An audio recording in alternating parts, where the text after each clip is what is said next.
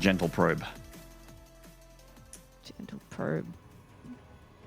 I don't think there's going to be any gentle probing in this match. Have like probe versus gentle probe. No, that would actually, no, that would be painful to cast because you have the workers and you have the two players with probe in their name. It'll be like that time you had to cast Showtime versus time. Yeah, I was going to say that was the biggest nightmare scenario was, well, there's time versus Showtime, and there was also a series between Haas and Cass. Oh yeah, I remember that one actually. That's older, right? That was like no, that was like last year. Really? Like at WCS, yeah. Oh my goodness, I have no concept. And Kalaris is like, oh, I want us to cast that one. That would be so insane. Kalaris just wants chaos. He's actually the Joker. He just wants to watch the world ban. Yeah, that's pretty on brand for him. It is. My favorite ginger in esports. Good old Kalaris. He's just got a brand new car, so he was so proud of him. So happy. Yeah, it looks speedy. You guys could race. We could race. He'd lose though. Alrighty, so Cyan's opened with a cheeky hidden pylon. Looks like is he going to use it or not? It looks like he is. Probe coming back. There we go. Okay. So Cyan going for the proxy Stargate here. Kind of expected this more from MacSed, but MacSed was only doing that in PvZ, not in PvP. So this is a cool spot, I think, as well. Eternal Empire, like you mentioned a little bit just a moment ago, there's a lot of maps where the question is more like, where should I hide my tech? Because there's a lot of nooks and crannies to be checking out. And in this case, I feel like Cyan's actually dumped it in a spot that MacSed would have dumped it if he was going to go for the proxy Stargate. So you wouldn't necessarily go down there. However, that said, MacSed is ultra thorough and he's pathing it sort of nearby, but it looks like he'll see it. Will it actually go past? Oh, no, he won't. He pulled the probe back. MacSed was actually doing a very good job at just being active. He's got 2 probes on each side of the map looking for proxies. Oh, first shot here for Cyan. His Adepts will win this fight. Yep. Second Adept trying to get revenge for his buddy there, but does pop out for a second. He could shade behind and gets it. Nice. Ooh. Sick micro plays. So sick. Yeah, this is a now nice little scuffle here for Cyan. Oh, yeah. He's got to hightail it out of there. And so if Cyan continues across the map, he might get a feel for what MacSed's doing. MacSed tried to get in here a little bit. He's seen that the natural is now going down, but seeing the timing of that nexus, he knows something's been proxied. So that validates his use of 2 probes to sort of scope out on the map and see where that proxy might actually live. So yeah, I think with having the Adepts out too, we can probably pick it as proxy Oracle, or well, I guess hidden Oracle. It's not very proxied. It's still all the way on the other side of the map. I think these oracles are kind of being read to by MacSed. See, he's actually hugging the main base right near a shield battery with a ton of anti-air units. Yeah. I mean, the Sentry is technically an anti-air unit. I know it's not generally your first choice to warp in against oracles, but it does the trick, especially with the shield battery. I think this is really smart too I wasn't expecting to finish it for him to finish the shade there. I thought he might just stick into the natural. However, the 2 oracles are going to come in. Ooh. Gets 4 workers. That's actually a lot more than I anticipated here. Oh, loses the oracle though, and the Adepts. That was a bit of a weird one there for Cyan. Yeah, he got probe damage done, but it's like both players are on 2 Nexi. You can still get that probe count up pretty fast. And also, he lost the Oracle as well as 3 Adepts, which is actually, in the end, a better trade for MacSed all around. Yeah, what I was thinking he would be doing there is waiting for that second Nexus with the Oracles banked up, and then you go maybe into the natural to pick off probes with the Adepts while the Oracles try the main, because you called it. He read it well. He was already set up to defend against the Oracles. So I am surprised he got as many probes as he did. But yeah, losing those units is not optimal. MacSed is playing a little bit more standard here. He's going into Mortal production, that sort of thing. Cyan's the guy that not only proxy to Stargate, is also going into Blink right now. And Blink is useful for a while, then I feel like once the immortal count gets to like 2 or 3 for your opponent and you're engaging at shield batteries defensively, it becomes very difficult for Blink Stalkers to work. We have a real Phoenix being made here from the Stargate from Cyan, not a hallucinated one.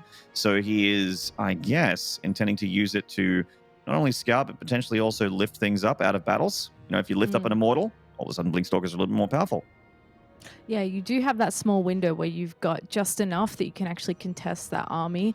Blink's going to be done in a moment. We see a Forge coming down as well. So both players looking towards getting those initial +1 attack upgrades.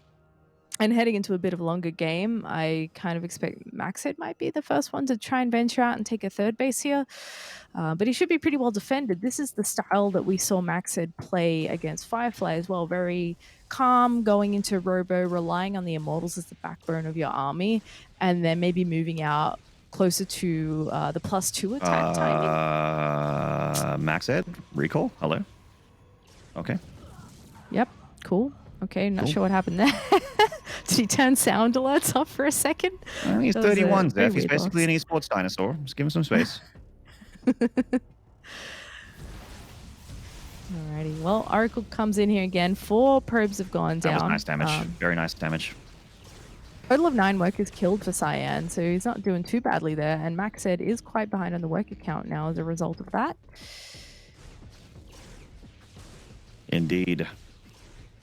And we got the move out here from Cyan. Blink is done. He's going straight into charge. MacSed's also going to Blink, interestingly enough. And he's got those 3 Immortals, which are the Heckin' Chonkers here that Cyan cannot engage directly.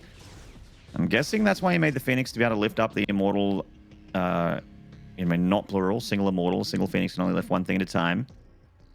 And I actually saw Cyan, he's going to charge +1 and Templar Archive. So this is more like the the Immortal Charge Lot Archon that we expect at some point in PvP, because it is basically the most well-rounded unit comp. It does everything you want. You just kind of massage the numbers, a few more charge lots here, a dash of Immortals there, a sprinkle of Archons. Just whatever you need to get the job done. I'm surprised MacSed's getting Blink, to be honest. I think they're just going straight into charge and maybe taking up a little bit would have been the more, later game focused goal. I think the Blink's okay here because it looks like he's pretty happy to play defensively. Cyan, on the other hand, looks like he really wants to make something happen, and it's once you get that charge that you can actually press the issue, because you can actually get your units on top of those Stalkers and Immortals.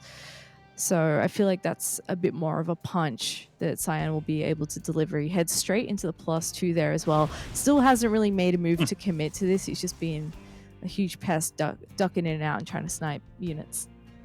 He got one of his own units sniped there, unfortunately, as the Immortals just right-clicked on it and disappeared that one Stalker. I actually wonder if MacSed wants to go for something like a Robotics Bay here and maybe go into Blink Disruptor. That'd be really cool. When he is up against a Stargate player and then you get multiple Phoenixes out, you can shut down the Disruptors, but God, I just want that style to come back so bad, Zeph. You know how much I like that style. Yeah, I feel like where both players are quite passive, it's the best chance to end up in that Disruptor headbutt scenario. We saw that a lot in the Southeast Asian Protoss games. So definitely alive and well in some places, but yeah. All right. Well, you might get your wish here. Hell as yeah. MacSed drops down a bunch more tech.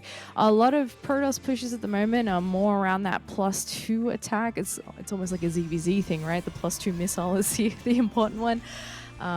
So maybe we'll see a bit more aggression once that gets closer for Cyan, as his upgrades are a little bit faster than MacSed, so there is a window there that he could possibly exploit. Ooh, Cyan going for a second Stargate here, starting to get deeper in the business, I think, because the hallucinated Phoenix saw the Robotics Bay, and he's like, oh, Disruptors, that's the only thing that can destroy me.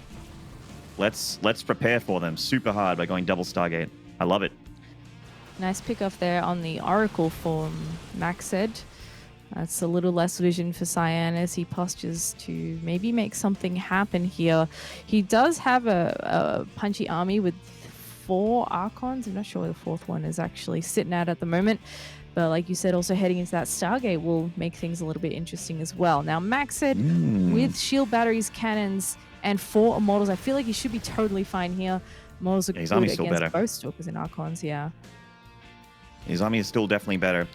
I potentially might. I mean, I wonder here for MacSed, the Colossi is a bit of a stretch. You know, it's one of those things that's very good against gateway units, but the charge lots to close the distance so quickly. Stalkers do a lot of damage output to armored. It's a little bit interesting to go Colossus here, but if you get enough, they do absolutely do the job, and they do have long range with that extended thermal lance, long range. So it could work out.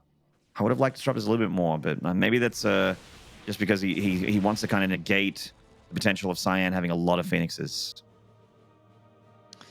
True. Yeah, I'm kind of looking at MacSed here, how much he's happy to sit back. He hasn't even been venturing out on the map, really, aside from those first adepts we saw him poke out with.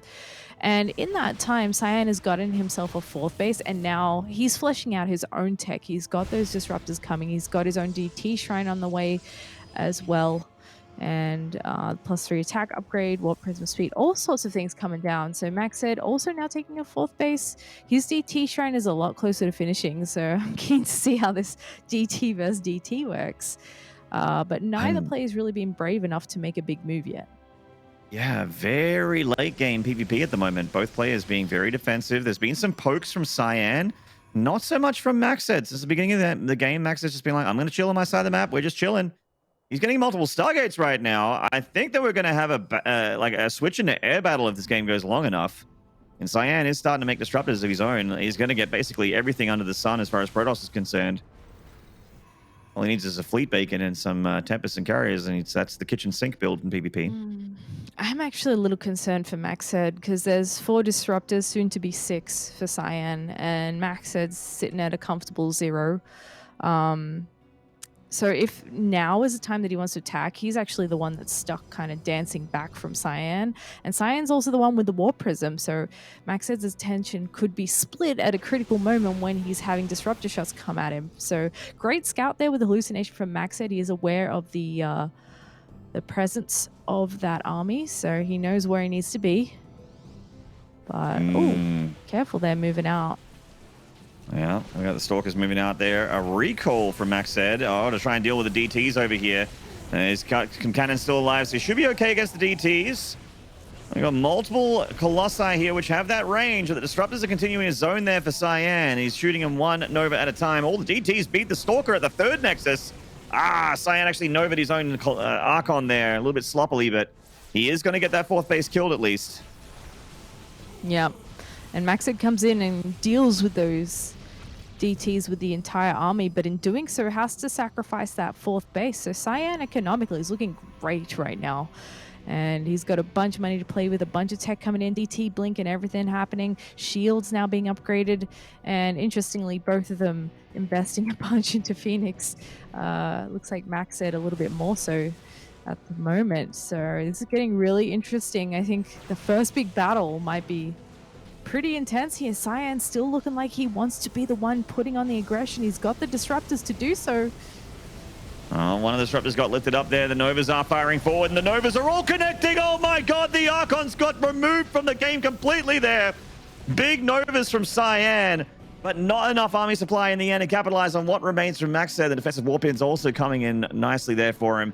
And he's actually taken a good enough fight to try and capitalize with the counterattack. The DT's being lifted by the Phoenixes, letting the cannon do their work with the Phoenixes assisting as well. Good defense. Snap decision there from MacSed. Can Cyan hold the counterattack? He's done so much damage. He's 4-5 base against the 3 base of MacSed. But this army, it's so big. It's so well upgraded. 3 Disruptors out. And that's going to be really, really helpful for Cyan. But you're right, MacSed's army is looking pretty big, and he's still traded better than Cyan has. And, oh no, yeah, Blink out of there with those Stalkers, buddy. Ooh, oh, could that be a good hit? Nice. Damn. Good Nova from Cyan. He's going to need more like that to try and stop this army. It's a good start to this battle for sure, though. The Phoenix count was an advantage there for MacSed. The Stalkers definitely thinning out their numbers somewhat. It looks like Cyan's going to have to give up this 3rd Nexus. He's already had to give up the 5th on the low ground there with a cancel. This base is very dead. The Stalker's just not too useful in this battle with the charge lots closing the distance. In come the Disruptors, though. MacSed's going to have to respect these Novas. Lift up the Disruptors. He does lift up one, but the other connects with the Colossi. They take a big hit, but they're still alive. One goes down. The other one is one shot. This charge lot reinforcement is actually the problem for Cyan more than anything. He can't deal with this many charge lots at the moment. There's also no observer here for Cyan, so the DTs coming into this composition complicate things once again. He can actually, I think he's got blank on those, or was that Cyan? Either way, he's gonna have a hard time. Nice flank here. The Colossi in trouble. Target's down one. Can he get a second though? Not quite. A flank attempt there from Cyan. I think that was his best shot. It may not have been good enough, though. He's definitely thinned out the Colossus count. Mass DT from Cyan with a DT blink on top of the Colossi. The +3 Mass DT DPS. It's DTs from MacSed as well. The Nova connects well, though. Even without detection, it connects with 2 DTs. And 2 more go down at the expense of 1 more Stalker. He's bowling in the dark here, but it works out. Somehow, Cyan continues to survive. Wow, DTs are actually ridiculous. I have not seen units get demolished like that in a hot minute, not by DTs.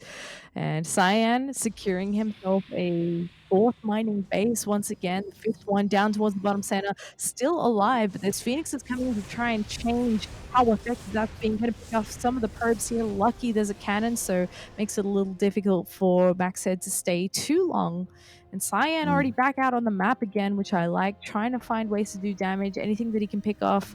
Does need to be a little bit careful not to lose these disruptors, for example, to those Phoenixes on the way through if they're not with the main army. But yeah, it's just kind of stabilized a little bit again. I still feel like the better army is in MacSed's hands. I agree. Yeah. But the disruptors... The disruptors here still have me a little bit concerned for MacSed if his Phoenixes actually get dealt with, or if the Phoenixes fly over Archons and get removed from the game, or at least, you know, thinned out. And all of a sudden, disruptors really kind of ruin MacSed's army if Cyan controls them well. It's still definitely up in the air. Like, this game could go either direction. It's still so close. God damn, what a good first game here between these players. Yeah, this is awesome stuff. Whoa, buddy, be careful with those Phoenixes. Yeah, easy target. The thing that scares me there a little bit for MacSed is his approach to dealing with the disruptors seems to mostly be like standing there and taking it. He doesn't seem to move his units out of the way too much, especially when it's the Colossi. He's like, it'll be fine. But Cyan once again moving up. Chunky Archons in the front. 3 disruptors ready to go. The Phoenix is looking for the targets here as well. Look like they're taking out the observers actually. Oh man, this Archon count of MacSed, this advantage in the battle is really going his way. He's picking off these very expensive units. Yes, the Phoenixes can't lift them, but they can lift up the Stalkers, that's for damn sure. And his own Archon count is going to remove those Stalkers here. That was a really good fight for MacSed. Oh, Cyan against the ropes again here in this game. He's still not quite got enough left over to really press the issue there, especially into a shield battery and cannon. One zealot's going to force him to pay attention to that base real quick. Nice pick off there from Cyan. He's going to lose a few Stalkers in return, though.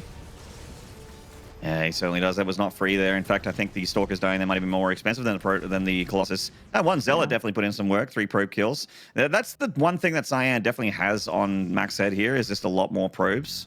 And it also seems like it's a similar base count, but his infrastructure is like really spread out after losing that 3rd. He's got a big hole in that. He's actually trying to plug that hole by retaking that 3rd base. Oh, this DT actually spots those Stalkers moving around as well.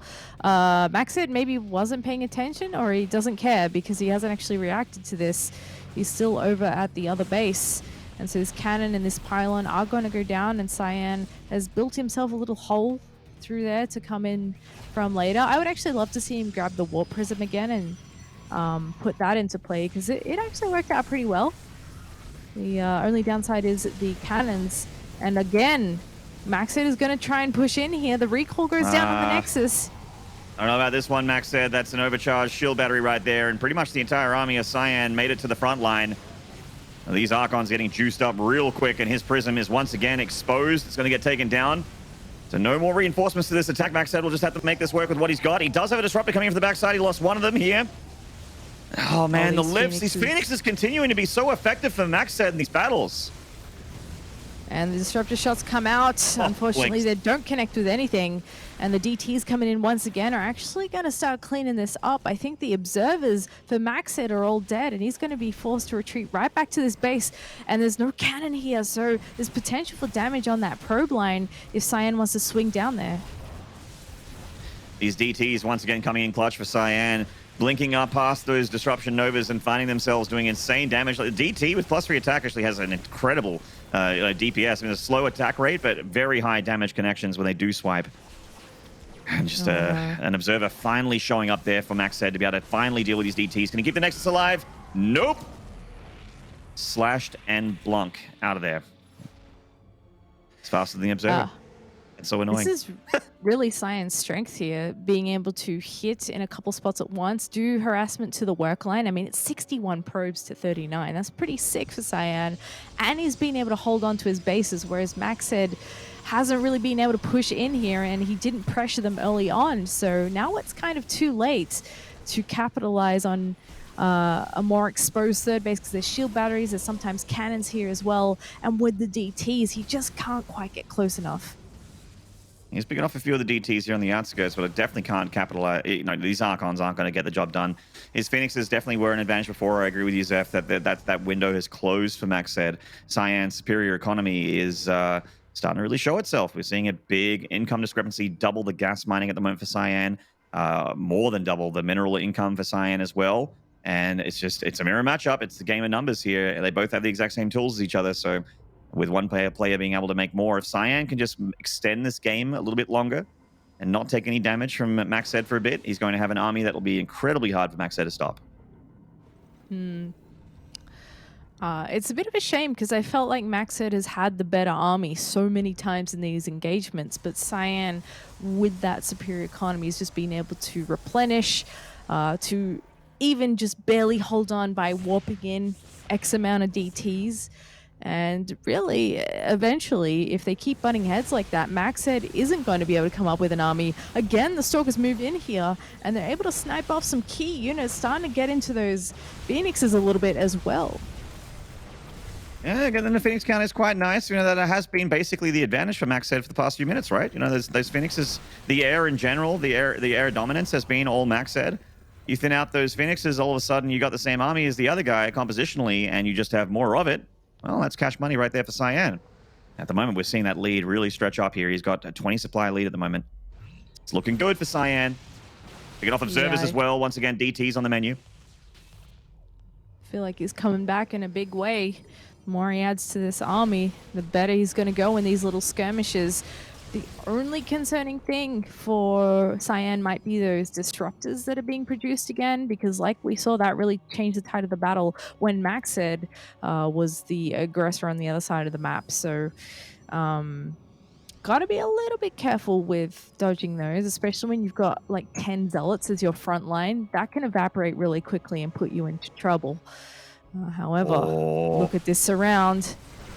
All right, time to go bowling, MacSed. Double Novas right into the middle of the Stalkers. He gets 3 or 4 there, though. I'm not sure if that's going to be enough. There's still so much more for Cyan. He still has a lovely concave, and he does get all the splash units. Oh, man. What a game one. Cyan, in the end, is the man still left standing after that glorious battle. That was a sick game one there. Really action-packed. Had some very hype moments in there for me. DT Blink. My goodness. Yeah. It seems like an upgrade that everyone's getting these days. It's definitely a hot menu item in for the Protoss race. That was an entertaining, action-packed game one. My goodness. Yeah, it was a long one too. I mean, that was an intense PvP back and forth. I think these guys are really well matched, and there's some slight differences in their playstyle that makes it interesting to watch. MacSed, this is probably the most aggression that we saw him do for like 10 minutes with this initial Adept poke, because he was pretty happy to sit back most of the game, and compositionally, I think he was better, but Cyan is very tenacious, very aggressive as well. He's always posturing. He's not afraid to take a fight or two. And over time, that wore MacSed down because he just wasn't able to secure the same number of bases and take as good of an engagement as he would hope. Yeah, and it felt like this was a big moment for Cyan. This Colossi, this was that big moment where Cyan nearly had it. I was a little bit worried about the Colossi and their efficacy in this particular situation, but MacSed ended up taking such a great fight. Then he went across the map for a huge counterattack, and Cyan softened up the attack with that first wave of Disrupted Novas, and then finished him off with that big Blink DT attack, like just right on top of the Colossi, and just deleted. Like those Colossi are just made out of paper. And then once again, he had to go bowling in the dark. He actually had no detection on these DTs, but managed to connect. Maybe he gets his own Stalker, but who cares? You get rid of the DTs, your opponent. They've got nothing on your side of the map, and you can keep going. Plus three attack DTs are just insanely high DPS. I'm never ready for how much damage they do per shot. Yeah, it's approximately 8 million when you see stuff just evaporate like that. It was just beautiful play, beautiful use of those DTs, and Cyan takes a really solid game one there. And yeah, based on that game, I'm feeling pretty confident for Cyan there. I love that he was multi-pronging. I love that he got probe damage based denials. If they're going to be playing this longer game style, then that's surely going to pay off for him in the end. But yeah, so guys, we're going to take a quick break, and when we come back, it'll be match number 2.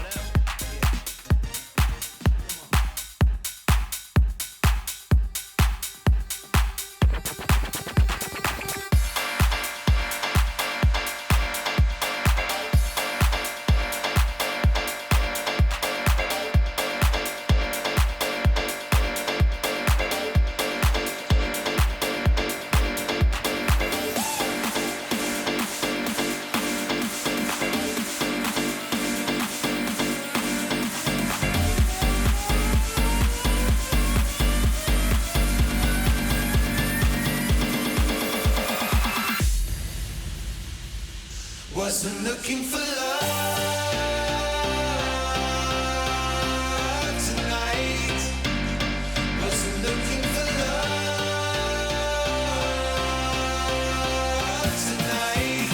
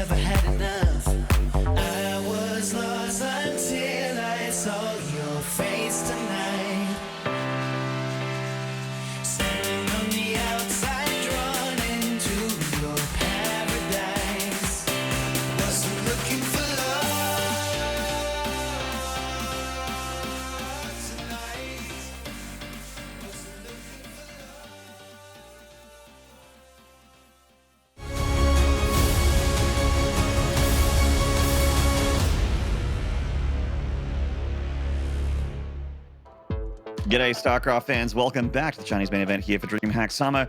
Maynard and Zeph coming at you one more time after a hot game one between MacSed and Cyan. We are within our last series of the day, but it is a best of 5. There's potentially a lot more maps to follow. Seems like both players are pretty closely matched as well, so I think we might have a pretty decent shot at a game 5 here, Zeph.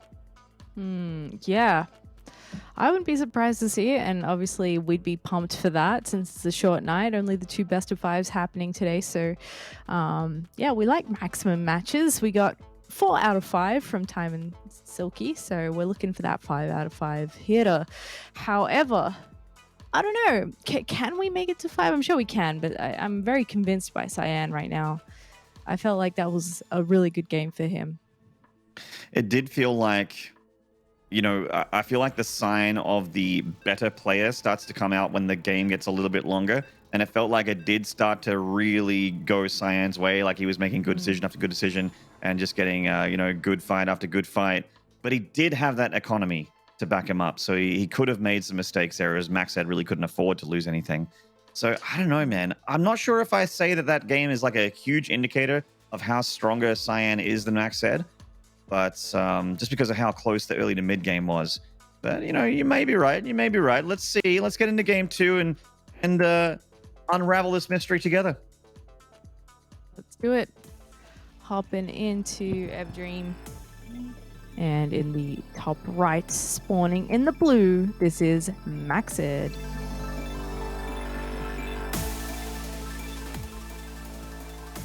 And in the bottom left, currently up in the series, it is Cyan. Brave Star Gaming Boy against the Invictus Gaming Boy. Two massive Chinese brands. I am Kane.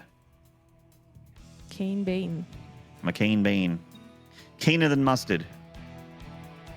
Is that a thing? I haven't heard that one before. It is a saying.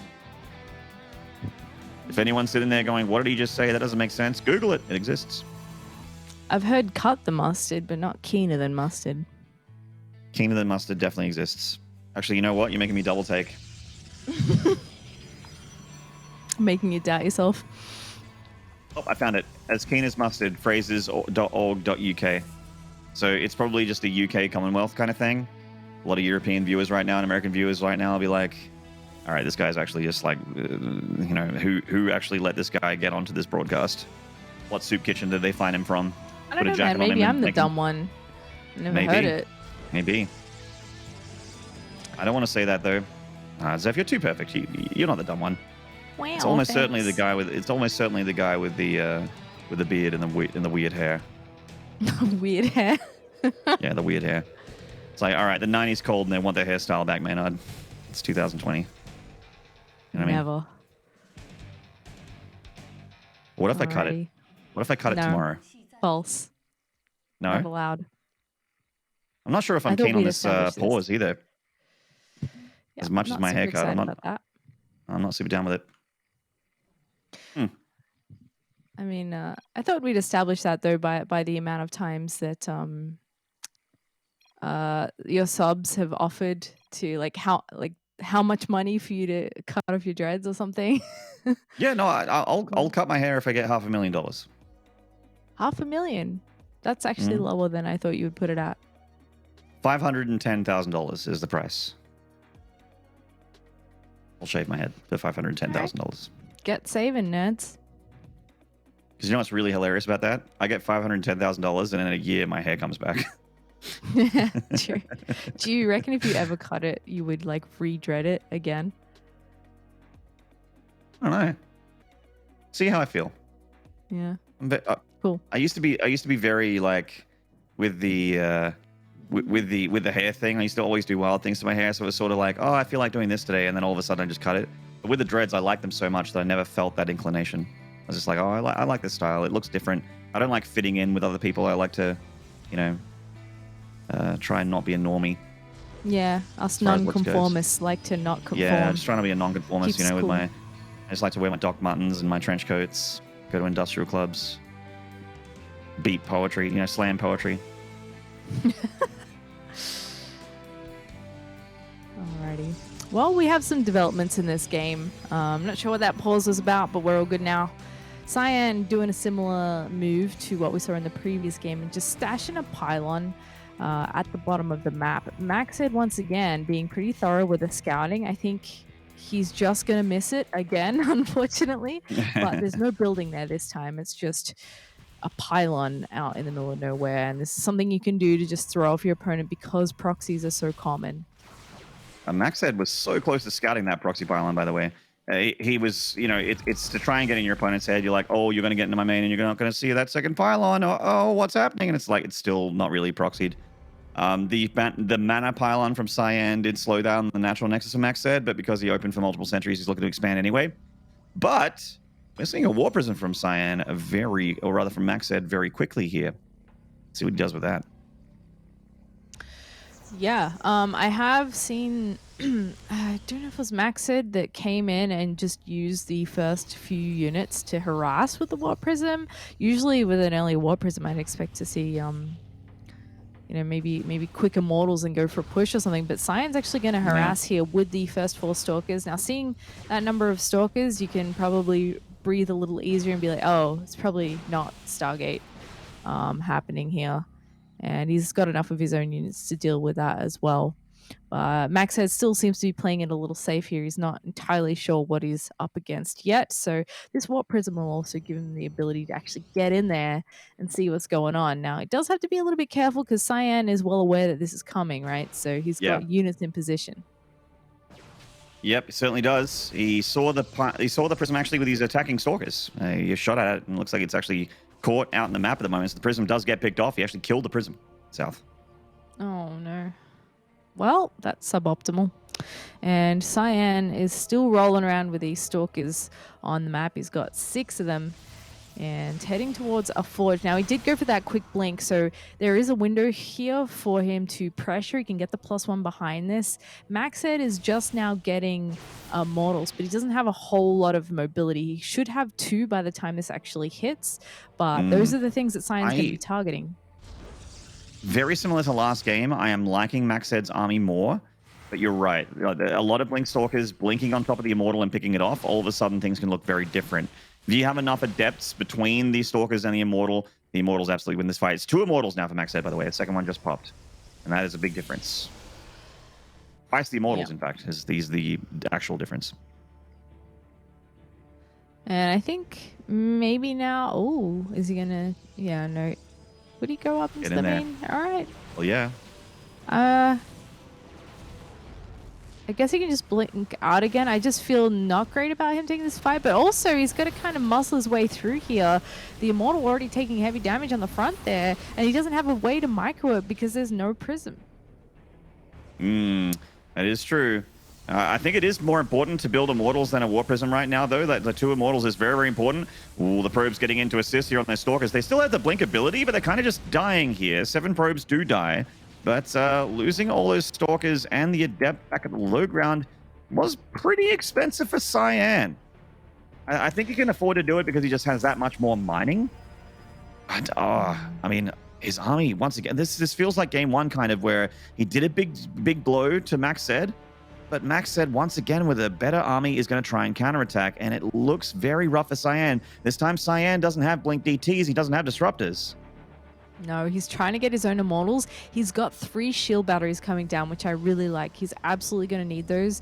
The longer this takes for MacSed to actually make a move, though, the closer Cyan gets to having that +1 attack upgrade, which is going to help out as well. It's not going to save his life necessarily, but it makes his units a lot more effective. And already MacSed is deciding to recall here and deal with the aggression that once again sneaks into his mineral line, and Cyan continues this theme of being able to do damage to the probes of MacSed. Oh man, my God, this Immortal is so important. He's gonna catch it. It missed the Bifrost. Woo! Wow. Thank you, Hardened Shield. It's a good ability. Nice little win. Does lose a couple of sentries, which sucks, but sucks a lot less than losing the big chunky Immortal there. And MacSed is going to try and go for some harassment a second time with that Warp Prism. Now that DT Shrine is not quite finished yet, but he needs to defend here as the Stalkers just poke in. It's not enough to really commit, but he's just distracting and keeping MacSed busy. Guardian Shield and Immortal is a no bueno mix here for a guy that's primarily got Stalkers. Bringing his own Sentries and Immortals into the fight. This DT is getting into the main base. Cyan almost has a cannon, but not quite. And it's also in the natural, not in the main. And the DT is going to start one-shotting probes here. Cyan's attack is going to have to do some damage. He's lost 5 back at home, so that probe lead's gone away all of a sudden. Yes, it has. But Cyan's army is a little bit bigger. He only has 1 Immortal. So the thing in MacSed's favor is 1, the DTs, and 2, the Immortal count here. He's very close to having Blink as well, which will take away some of the advantage that Cyan has there with that extra mobility and the ability to keep those Stalkers alive a little bit longer. And another DT slipping in here. Yeah, he tried to wall off, but didn't quite get it there. Misplaced structure from Cyan. But the DT is still around. It hasn't done critical damage just yet. It's just got one probe. In fact, it looks like it might be coming home. MacSed bringing everything he's got over to the back line here, except for something in between the natural and the main of Cyan. But hold that thought. We got a big blink attack. Cyan's up 20 army supply. Will the shield batteries make the difference? He's gonna have to overcharge those bad boys and start the stand and fight there. Oh, the Immortal is not able to heal up faster than the damage being dealt to it. 2 Immortals die immediately. They're caught on the outside. This attack from Cyan is looking like an absolutely deadly one, Zeph. Yeah, Cyan trying to punch through here. He's going to back up a little bit, get another warp in. MacSed actually aggressively blinks forward, and I don't like that idea from him too much. He does get the Immortal, but there's just infinite amounts of Stalkers here for Cyan, and MacSed is going to have to tap out here. Just way too much army from the Red Paradox. No, you're absolutely right. There is a DT coming back, and maybe, you know, MacSed tries to extend things a little bit here with the Dark Templar, but the damage has been done. In fact, the Prism gets picked off. GG! Cyan with a 2-0 lead here, and we are going into match point already? Say it ain't so. Oh, man. That was a bit of a bop, and Cyan is just good at throwing MacSed off his rhythm, I feel like. He's just, MacSed's got a plan, and then he's just not quite able to execute it the way he wants to, because Cyan's in there, even if it's just 2 adepts, even if it's a quick cheeky blink into the main that picks off an Immortal, he's always got something happening, and that's what I'm really loving about his play. Some of the plans of MacSed have also been a little bit unconvincing. You know, this moment as well was definitely a big blunder. He managed to save the Immortal, but obviously 200 gas with the Sentries dies there. You know, he started the game, if you remember, cast your mind back, going for a very early Warp Prism. And I'm like, there's nothing in that bad boy. Are you just hoping to warp in adepts and get into a mineral line or something? It feels like a little iffy. And this attack from Cyan, I mean, we got a +1 attack upgrade as advantage as well. Didn't mention that in the play-by-play at this particular battle, but Cyan has an upgrade lead here during this whole battle. So yeah, he's losing his Immortal, but the Stalker count is just too damn high. As much as I've criticized Blink in this matchup, you can see when it's really powerful is when you just have you know, when the Stalker count is too damn high, that meme of the guy with his fist in the air, you know what I mean? Like, it's it's one of those things where you will just obliterate your opponent. All of a sudden, everything will disappear, and you can just sit there. You don't even need to micro anymore, as we're seeing here in this position. Cyan absolutely bodying MacSed in that final battle there, and he's natural. It has been a bit of a one-sided series now. The plans from MacSed have been a little bit questionable. Cyan is making the plays, and they're all working, and we're hoping for MacSed to get a point on the board here. Obviously, we want Game 5. We want as much StarCraft as possible here. But we're on the precipice of that Cyan Time rematch. We've already seen Cyan and Time play earlier in Group A. And if they rematch again in a best-of-5, I wonder if this time Cyan can actually do the damage to Time. Yeah, that'd be an interesting... Wow, that was a confusing sentence. That'd be an interesting match to get another shot at, for sure. So I feel like, as fans, we can't really lose here, right? But at the same time, you know, I want MacSed to do well. He's a veteran. He's out here for all us old nerds representing. And we weren't sure that he was going to make it through the group as well, but he kind of slaughtered everyone in there, and it was great. So, I mean, MacSed could definitely put a point on the board here, right? Like, he beat Firefly with a 2-0. Where's that MacSed? Where's he at? Because that's the one we need right now. I mean, it has kind of been that MacSed. He's been playing a little bit more standard. He's been playing a little bit more reactive, and he's just like, okay, I'm going to sit back. You're going to have to come to me, and I'm going to react to it. And unfortunately, you know, maybe the reactions just aren't good enough. Maybe the decision making or the execution on those decision makings not quite there for MacSed. I don't know. I kind of like going the DT reaction from MacSed in that game. I thought that had a lot of potential. Cyan unfortunately just seems to be able to handle everything that's been thrown at him just yet. I'm not sure how else I can say the same thing over and over. But you know, every punch that MacSed has thrown, Cyan has either blocked or countered with something way worse. Maybe the issue is that he sits back so much, because there's been multiple times where we've looked at it and be like, oh, I don't know. I quite like MacSed's army, actually. It's better than Cyan's, actually. But then he doesn't do anything with it. He just waits and waits and waits, and he keeps getting hit by the waves of stuff that Cyan throws at him. There was that one time in that second game. So on on Everdream there, where he went for the counterattack with the army, and we were definitely like, oh, he has the better army right now. But then he was getting hit in his natural, and he recalled the whole thing back, if you remember. Yeah, for 2 adepts. So, yeah, so he didn't actually manage to capitalize on that better army that we were talking about at the time. So, yeah, it's just been a little bit questionable sometimes in these games for MacSed, but he's got the skills. Obviously, he's very, very talented. He's here in the top 4 for a reason. A very good reason, no less. He's so super legit at the video game. Let's get into game 3 here. Hopefully it's not the last one. Currently, Cyan on match point. MacSed yet to get a point on the board. And what is our next map? It is going to be, ooh, Death Aura. Nice. Yeah. It's good to switch things up a little bit. We've said a couple of times that we haven't seen the little speedy zones make too much of a difference, but I feel like that's a bit of a caster jinx, because the second you say that, the next match will have that come into effect somehow. But let's load into this map now for game number 3 and see if this man in the red, in the top left, can put a point on the board. This is MacSed.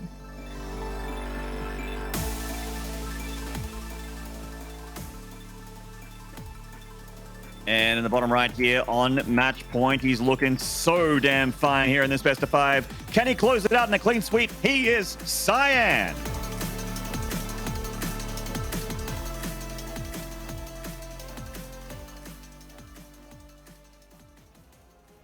Now,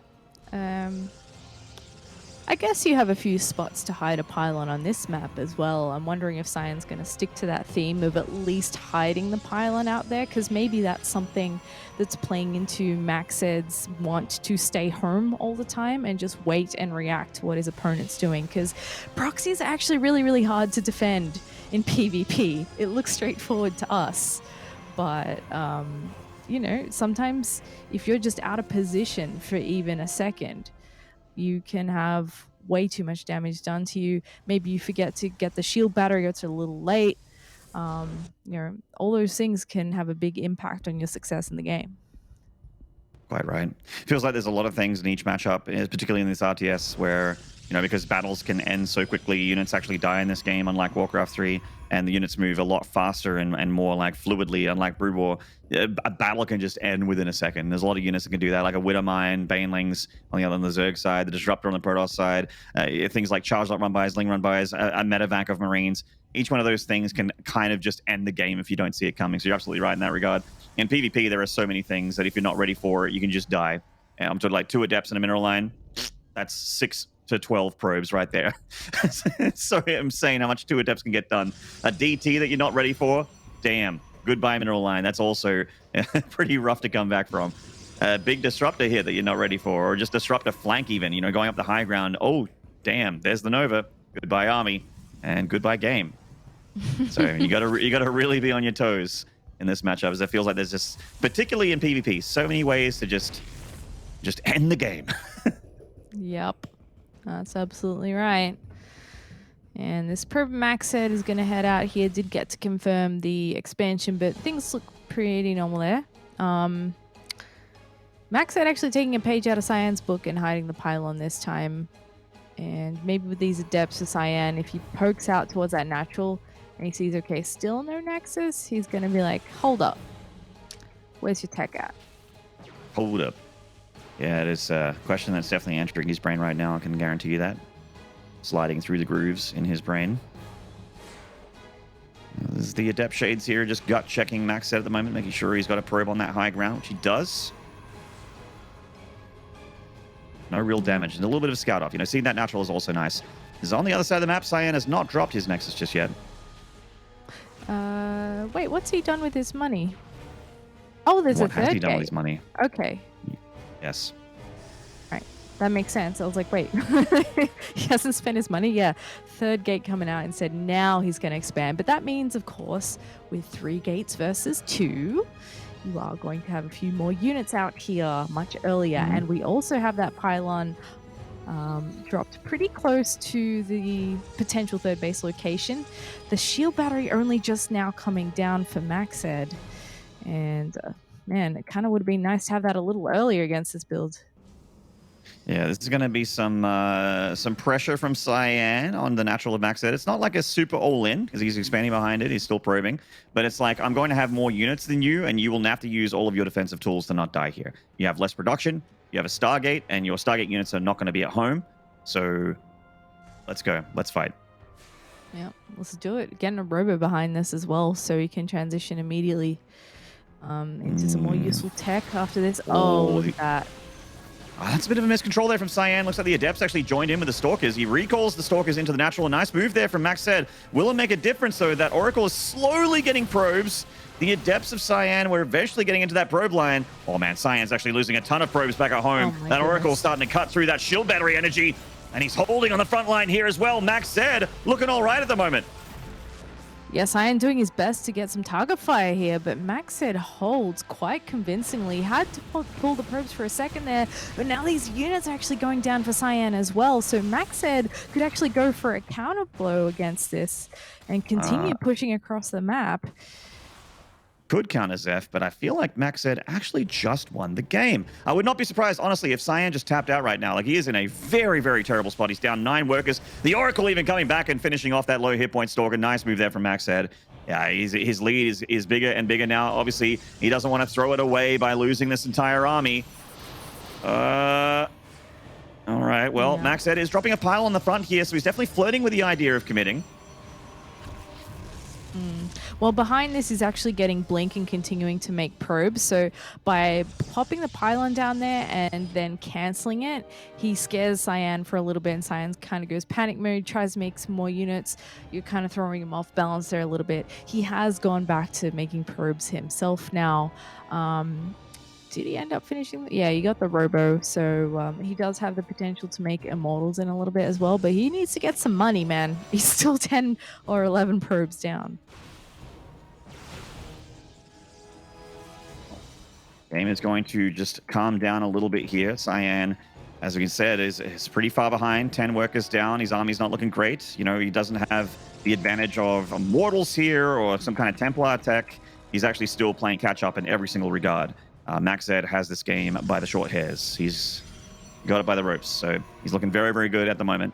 The immortals are on the way for Cyan a little bit quicker, but we have got our first Twilight Council upgrade about to finish here for MacSed. Means his Stalker is going to have that blink ability. He's also got +1 way faster. There's no Forge even for Cyan. We saw how good a lot of Blink Stalkers in +1 can be in this matchup sometimes. MacSed is moving out to take his third. Now, I hope that he's not going to just sit back and let this advantage go away. I really would like for him to pressure a bit more.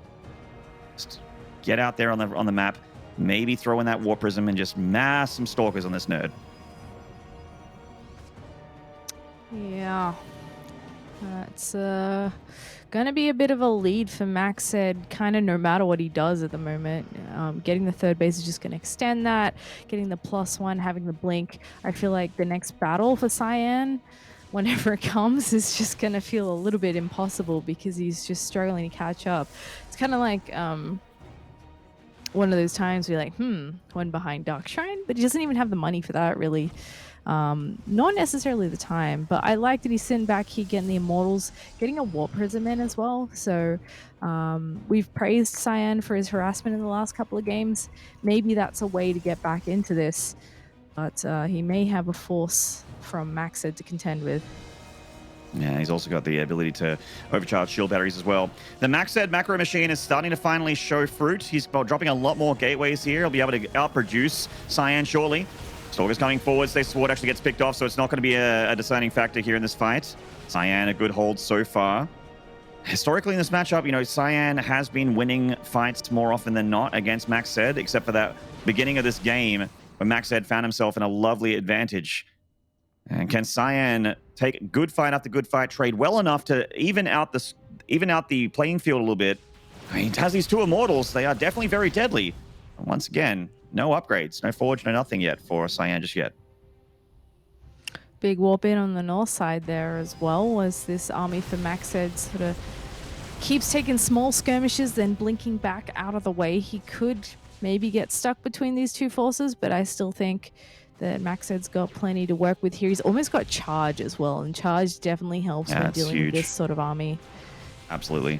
Yeah, charge lots are the thing that really makes the Immortals not as effective. The Immortals are very, very good against Stalkers and other Immortals, and to a lesser extent Archons, but against charge lots, they really suck. You get those charge lots swarming around those Immortals and Stalkers, and then your ball of Stalkers can just do the damage from the back line. And here we go. It looks like MacSed going to come in for the engagement. A few Stalkers of Cyan. Actually, Stasis to pull out of the fight. He target fires down that one Immortal. Another Immortal on the left side. The charge lot's still alive. Hacking and slashing, ripping and tearing through Cyan's army, and MacSed going to get a point on the board. And we're going to get another game 4. Good stuff. Yes. Awesome stuff. Great to see MacSed get a win there. And we get to see at least one more map tonight, which is awesome. I really hope we go the full 5. And that's finally showing some of MacSed's strength here, because Cyan, you know, bullying him a bit in those first couple of games. But maybe he got a bit overzealous with that 3-gate play early on there. Really didn't pay off. Yeah, it was a big commitment, and then it ended up being one of those things where he's like, all right, I feel like I've got this, but he don't got this. And a lot of that had to do with the fact that I think he was losing too many probes back at home. You feel like with the shield battery as a Protoss, you're like, oh, I'm good, right? I don't have to worry about oracles, right? I'll be fine. But all of his warp-ins were aggressive. They were all across the map at that pylon to pressure MacSed, because that was his plan, that was his strategy, that was his plan. And that oracle messed with his plans. So for once, MacSed actually messed with Cyan's plan instead of vice versa. And that ends up being a win. And speaking of zealousness, these zealots, woo, damn, they turn a fight quick. Yeah, Cyan figured that one out pretty quick. Like, nope, not going to work out for me there. Better hop into the next game and try my luck again. But I like that Cyan did display a different build there. We'll have to see what he comes up with in map number 4 to see if he can take it out, because he's still on match point. But we'll have to wait and see. We're going to take a quick break, so we'll be back soon.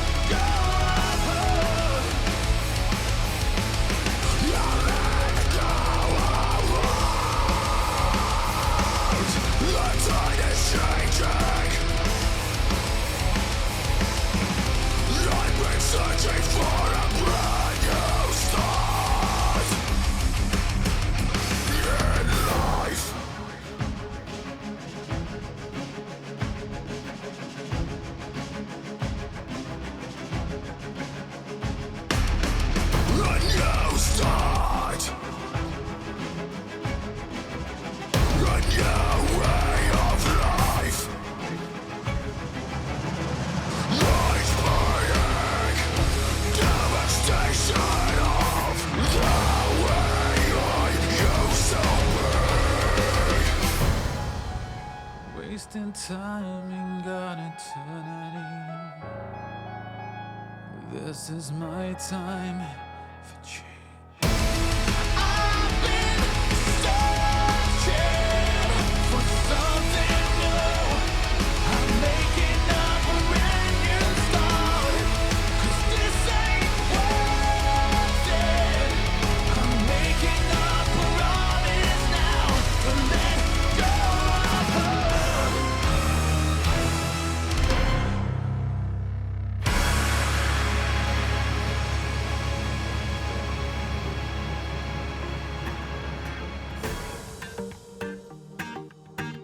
Never let them get you down. The ones who can't imagine who you really are. Oh, you really don't want them around. They can't see the truth, no. Baby, we belong among the highest stars. I can't see what you're gonna do. Oh, try a window with me, 'cause you know I believe we can fly where the eagles go to be free. We can step out tonight on the air that we breathe.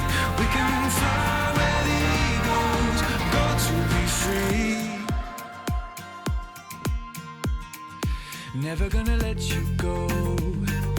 Now that you and I have flown into the sun.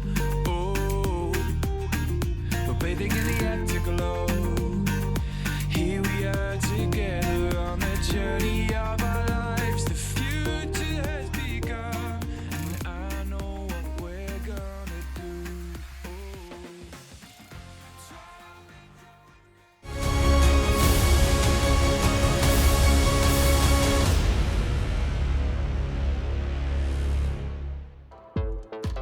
G'day, mates. Welcome back. Potentially, again, the last match here is Cyan is still on match point, but this is the DreamHack Summer China main event. I am Maynard, with me is Zeph, and we just got off the back of seeing MacSed finally fight back in this series. Very similar narrative to game one, or rather series one, where Time, very dominant 2 games in a row, and then the underdog got the blow in, earned himself a game 4, but can we get a different narrative in the first series? Can we actually see MacSed capitalize a little bit further and get to the ace match, and dare I say it, upset Cyan altogether? Question mark, Zeph. I've got faith. Gotta say, it's a big Mac coming up next, and yeah, I feel like we haven't seen full strength MacSed just yet. That last game was the first taste of it. So let's hope he can keep it going to at least take it to the ace match here. Let's hop into our 4th map. It's going to be Ice and Chrome. So a big one. We had a great long start to the series on map number 1. Maybe we can get a repeat here. Let's find out in the bottom left. In the red, this once again, please channel, it's MacSed.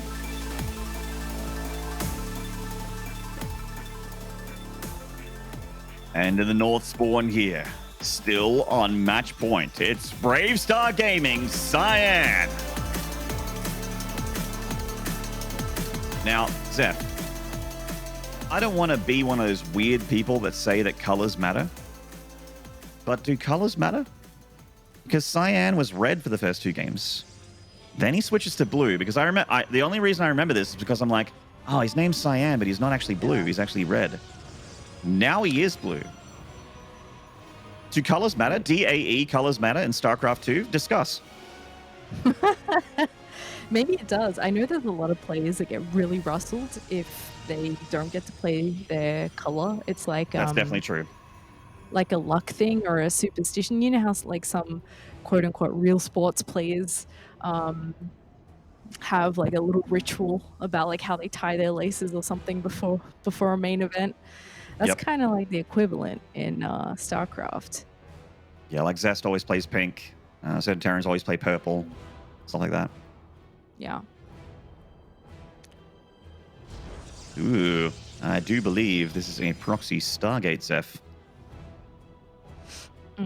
He's sticking around, so I think you might be right. If you're going to do a proxy robo, you would probably plop it a little closer, because, you know, point is to do that damage a little faster. However, with the Oracle, you can just fly on out, and it's more about the surprise factor, because you're not sure what you're up against.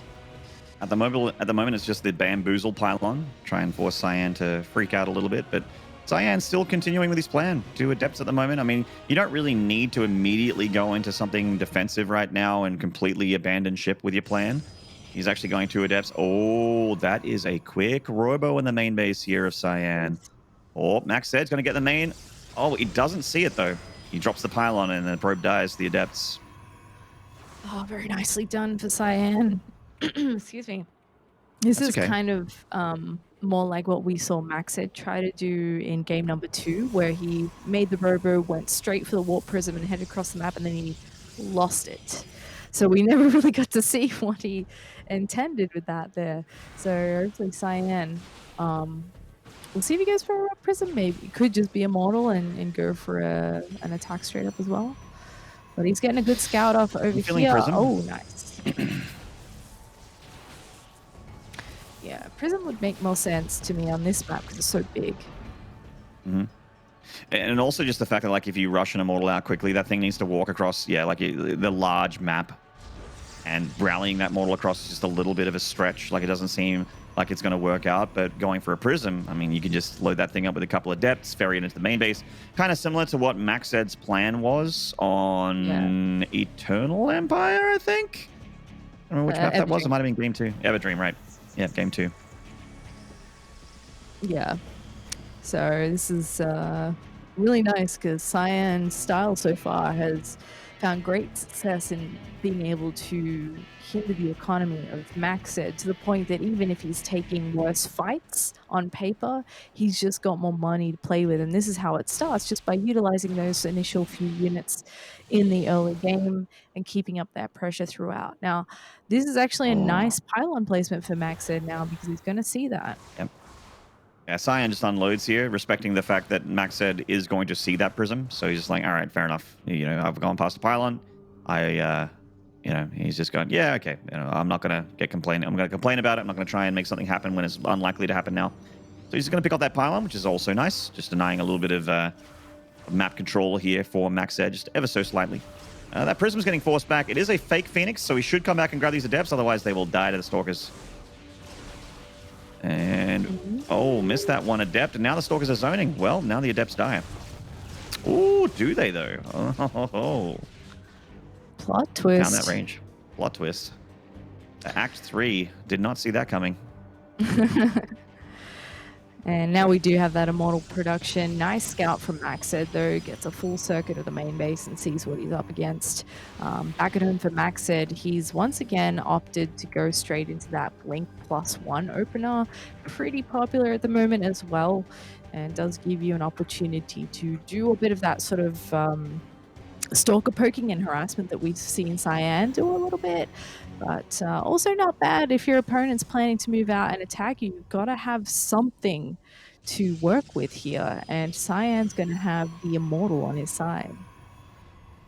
And the early Robo is giving him a little bit of something to work with. So the Immortal gets scattered there by MacSed's Phoenix. But, well, the hallucinated Phoenix. Obviously, MacSed knows the Robo is here because he's already dealt with the Warp Prism. And we are seeing the Immortal rallying across the map. It's got a bit of a walk, though, to join in with its friends over here on the front line. Yep, the Shade's not going to finish there. And he's just sort of posturing out the front here. MacSed does have the defender's advantage. He's got the shield battery, and he's got an extra one coming up here as well. Still has that blink. Hallucinates the Immortal there, very cute. But unfortunately, Cyan sees it all. He knows not to be fooled. Just got to watch his targeting there with these units as he tries to attack. Ooh, good force fields. Keeps the Immortals out of the fight. Very nice start here for MacSed. And he's really respecting this. He's just going to like 3 or 4 shield batteries. Yeah. Getting cannons and everything. I mean, these can always be used later, but he could probably cancel the last shield battery there if he wanted to, because Cyan's gone all the way home realizing that he can't really break him there. And I think this is one of the cool things about PvP at the moment, that you can have these sort of move outs that often don't result in much. It's more like keeping your opponent honest. If there's an opportunity to attack because they're out of position, or if something about their build didn't add up, then sure, maybe you can get a really quick win there. But we've seen a lot more of this back and forth where one player moves out across the map, kind of pokes around, realizes they're not going to get a lot done, and then goes home, evolves that tech a little bit more, and comes back later. So maybe for MacSed, he may move out once he's got that +2, because by that time he should also have the charge, and that'll make the difference with those Immortals once again. And we saw it to great effect on Death Aura, right? Charge lots still have that ability to just keep those Immortals a lot less effective. They're kept away from the Stalkers. They're sort of wrapped around, similar to how like Zerglings behave with Roach Ravager. You know, the Roach Ravager force does the damage like Stalkers do from the back line, while the Zerglings surround the units, making it hard for them to micro around and escape, kind of stuck in the battle. Ships passing in the night here. Now that one Stalker saves MacSed a big headache. He's able to recall instantly and come back home to be prepared for this attack from Cyan. Round 2, 3 Immortals this time. Still got some sentries in the mix as well. MacSed is the first to throw his down, trying to keep Cyan at bay. Still got 3 shield batteries to fall back on as well, don't forget. Yeah, MacSed actually had a big army going through the middle of the map, but recalled all of it back home. Looks like one of those Stalkers, excuse me, all of them except for one Stalker, as it walks into death. Still has his shield batteries, hasn't dropped that overcharged pylon just yet, is waiting to drop the hammer on that ability here with that Nexus. Still just trying to trade as well as he can with the front line. The Immortals getting closer and closer to these Stalkers, though. He needs to try and keep... He's playing keep away with these Immortals, just trying to keep them away from the Stalkers. If they're in range, these Stalkers will get deleted. Yeah. And he's doing really well with the blink micro so far, able to keep most of these alive.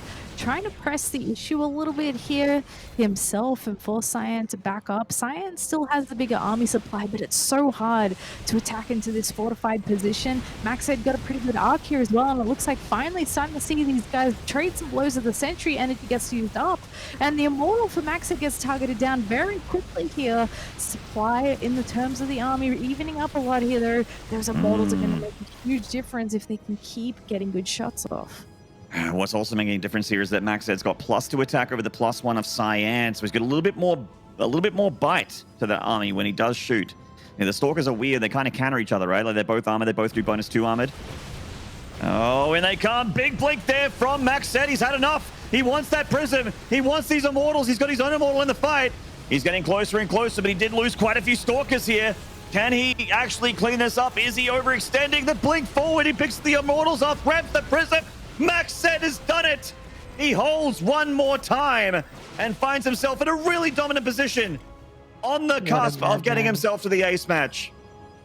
He can actually continue across the map here. He's still got 19 Stalkers left over. Cyan, he can only swap in so many units so quickly. Now, Cyan does have a third base. If he can hold on to that, that would be great. But Maynard, you mentioned the upgrade difference. There's a huge army supply difference here as well. I think this is Kern's GG. We're going to an ace match. Hell yes. Christmas and my birthday all at once? My goodness. We'll cash in those chips. Indeed. So we're going to gain a 5 here between MacSed and Cyan. We wanted that game 5. We didn't get in the first series, but you know what? Better late than never. We're going to get it for the second one here. Now, MacSed and Cyan, what maps have they got left here? I'm trying to remember what that last map pick was. It feels like it's Submarine, isn't it? I had a feeling it might be. Oh, baby. This is going to be a good time. I'm very, very excited for this one. I have a feeling that game 5, I mean, it's so hard to pick which way this is going to go. We've been saying all series long how closely matched these players are. Now the score is an indicator of that. Game 1 and Game 2 had us a little bit sort of, tugging at our collars like, oh, no, MacSed. Where is that MacSed that we saw earlier, that completely bodied Firefly? Here he is. He showed himself up in Game 3 and Game 4, doing his great reactive play and having the execution to back it up as well. And Game 5, it could go either way. Predicting Game 5 is impossible. But I have a feeling that what we can predict is that Game 5 will probably be short. Yeah, Submarine. I mean, you would think that this map would be the one where we get another long game, but even this one, kind of less than 10 minutes. Well, maybe not quite, but close enough, as it was pretty much over at this point, with MacSed having an overwhelming number of units. And it seems like this is when MacSed is most comfortable, right? When he takes a decisive fight where he had the defender's advantage. That seems to be what he's waiting for in all of these games. So when it doesn't happen, he has no opportunity to continue forward with that momentum and maybe get some damage done or even end the game. So things have been looking up for MacSed. Gotta say, I'm happy either way, whoever moves on here to face Time in the winners. Yeah, either player, I think, is going to give Time a bit of a run for his money in the next best of 5. Obviously, whoever goes through, Time is favored. We did see Cyan grab a map off him, and maybe MacSed's PVT is a little stronger. Maybe he's got something special for #1 in China, that big Terran boy in that winner's bracket. This is very exciting times here for the China playoffs. Oh, man, Game 5. I am actually I'm 100% with you, Zeph. I completely agree with the fact that whoever wins this series completely deserves it. This is a wonderful showing, and the winners match. I'm pre-excited for Time versus whoever wins this Game 5. I'm already excited for that series. It's going to be such a great time. It's going to be heaps good. There's no bad matches left. It's all fun from here on out. Really. I mean, it's the playoffs. Hello, it's best of 5, right. And all these plays are great. That's it. So we're now loading into Submarine for our final map, and what a fun map that is to finish off this series. Let's see if it's going to be another short one, or if we somehow get a longer game on the map known for rushes. We are loaded in now, so let's get this final map for the Chinese region for the night underway. This, in the red, is Cyan. Red again. It's losing. That's what that is. In the top left, in the blue, Invictus Gaming's MacSed. 31 years of age. He's basically primordial soup. as far as esports is concerned. I love the old nerds representing. Gives me hope. Does. I mean, call me crazy, but as a guy in his 30s, I just like seeing 30-year-olds still win against some of these young pros. You know what I'm saying? Let's just live vicariously through them. I live vicariously through everyone because no one is as bad at me at the game as I am. You know, I keep watching I primarily cast, you know, really good players. So I think that's why I'm so hard on myself, and why a lot of, you know, the commentators are so hard on their own play, because you're just not going to be able to We can't to match the people that you watch and commentate all the time. That's why we're over Unless you're here and not like, in game. Unless you're Pig and you decide to be GM in all 3 races just to But even rub then, salt in the wounds. you know, Pig is GM in all 3 races. He's 6K on North America with all 3 races, I think, or at least 6K with random, and he still won't ever beat either of these dudes. Yeah. So annoying. You got to be so least he high, can- so high MMR. He can compete though, which is better than what we can say for ourselves. Yeah, he will last longer. That is true. Yeah. That is true. Okay. Well, we do have one pylon out on the map so far. Looks like Cyan has abandoned this cheeky pylon play for the moment. And he's keeping his back at home. All right. Well, let's got that probe on patrol here because it's about adept o'clock. Just making sure that no one gets in without the being able to get blocked it off. And there's the cancelled pylon. The whole idea with that pylon is just basically just get an idea of what comes out of those gateways. Unfortunately, it was slightly mistimed. You didn't see those 2 stalkers pop out, so... Yeah. And it's going to be another expansion here from MacSed by the looks of it. With that Senshi follow-up coming in, again, he sent the probe away from that proxy pylon, so it doesn't look like he's dropped anything there yet. The probe is still available if he changes his mind. And MacSed getting some good hits off on this deck. Can he pick one off? Yes, he can. Very nicely done. MacSed really does like his more like fast expand kind of builds. Once again, we're seeing Cyan go for the quicker robo here, just like he did in the last game. Obviously, you know, rallying an Immortal across the map makes a little bit more sense on Submarine than it does on Ice and Chrome. He is starting the Immortal right away here, not even bothering with the Warp Prism, straight into the Immortal. He's going to be aggressive here. Yeah, and he's already got that proxy pylon down to the south of MacSed's natural base ready to go. So that's going to be important to watch as well. Now, Max has been pretty good with his scouting so far. He tends to take long pass all the way around the map. Submarine is one of those ones, though, where there is infinite places that you could possibly hide a proxy pylon or some tech. So it's a little bit harder to discover. And he comes in with the hallucination.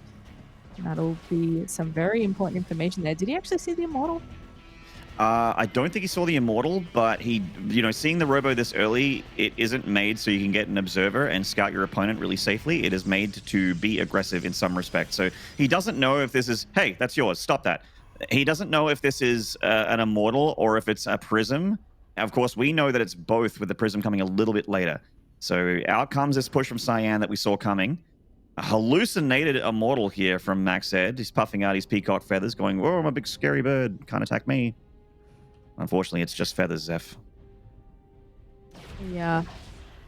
He's, all right, well, forcing Cyan back a little bit here while he just takes a second to warp in. MacSed's own Robo is a little bit slower, so he's got to wait for those Immortals, and these Adepts come in. These have been great for Cyan throughout the series, always able to get at least a couple of probes, and it does also pull MacSed all the way back towards the natural, having to split his army up and his attention a little bit. I think the hallucinated Immortal definitely did the trick here. That was a great move from MacSed that ended up paying off. Oh, look at some Stalkers up in the main base, separated from the flock, though. The Immortal on the low ground got a few shots off, and there's a very bruised Stalker up on the high ground. Good Stalker count for MacSed, and he still has that Concave and still has the shield batteries, and that's a really real Immortal. That one actually fires back, so looks like at the moment, Cyan is being deflected. Yeah, he's picked up and moved away. He's sending the bulk of his gateway forces home. He's still got the Warp Prism to work with, though, and that hallucinated Phoenix from MacSed, beautifully done. We'll spot that before it's able to be too effective here. Can always come back with that later, of course, but for the moment, it looks like this has been pretty nicely shut down by MacSed. Yeah, just that macro-focused, reactive play that we knew him for against Firefly, and he's showing it again here. Last 2 games in a row, and game 3, no different. Oh, the Adepts got in. Going to get a Sentry here. Yeah, it's always nice. It's 100 gas down the toilet. Does lose to Adepts, which is 50 gas down the toilet, but getting the Sentry is always tasty. Yep, was hoping for a probe there, but didn't quite make it. And now, MacSed has his own Warp Prism coming out on the map. However, with Cyan's nicely placed Adepts here, he will discover this plan of MacSed's, and the unload takes place. He does clean that up. Looks like he's still going to go for it, but he's going to be careful. Cyan's army is getting in position to intercept it. There's an Immortal in there, Maynard. Oh, no. Oh, man. Good pickoff from Cyan. MacSed, I mean, he showed that Immortal to Cyan. I'm not sure what he was expecting there. Maybe he didn't expect these Stalkers to actually leave the main and intercept him on the outskirts where that third base is normally taken. And he got punished for it super hard. Meanwhile, Cyan's Immortal Prism is still alive. Prism is being chased out. Unfortunately for MacSed, he doesn't have Blink just yet. It's only a quarter of the way done. So Cyan finding some good trades with those Immortals, getting a little bit of damage done on the army, and picking off a couple probes too. I'm a little bit scared for MacSed. Once again, Cyan doing pretty well on the probe count. He's got a slight lead.